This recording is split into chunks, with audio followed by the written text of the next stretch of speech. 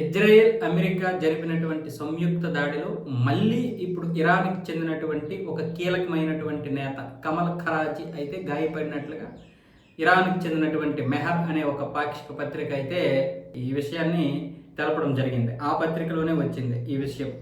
టెహరాన్లో నివాస ప్రాంతాలపై జరిగిన అమెరికా జియోనిస్ట్ దాడిలో డాక్టర్ కమల్ ఖరాజీ గాయపడ్డారు అని అయితే ఆ పత్రికలో రావడం జరిగింది. కమల్ ఖరాజీ ఒక అనుభవజ్ఞుడైన ఇరానియన్ దౌత్యవేత్త.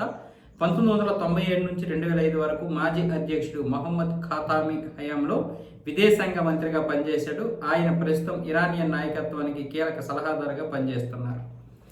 సో ఇప్పటికే ఇజ్రాయెల్ చెబుతుంది ఇంకా అనేక మంది కీలకమైనటువంటి నేతల్ని మేము మట్టు పెడతామని. అందులో భాగంగానే ఇప్పుడు ఈ దాడి అయితే జరిపామని చెప్తోంది.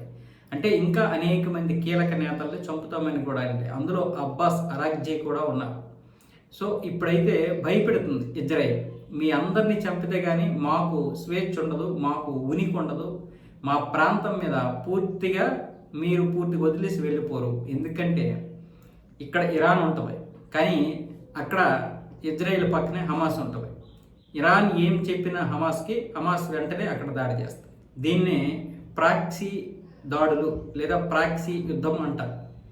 ఇరాన్ నేరుగా దాడులు చేయాల్సిన అవసరం లేదు. హూతీలకో లేకపోతే హమాస్కో లేకపోతే హెజ్బొల్లాకో ఎవరికో ఒకరికి చెప్తే వాళ్ళే దాడులు చేస్తారు.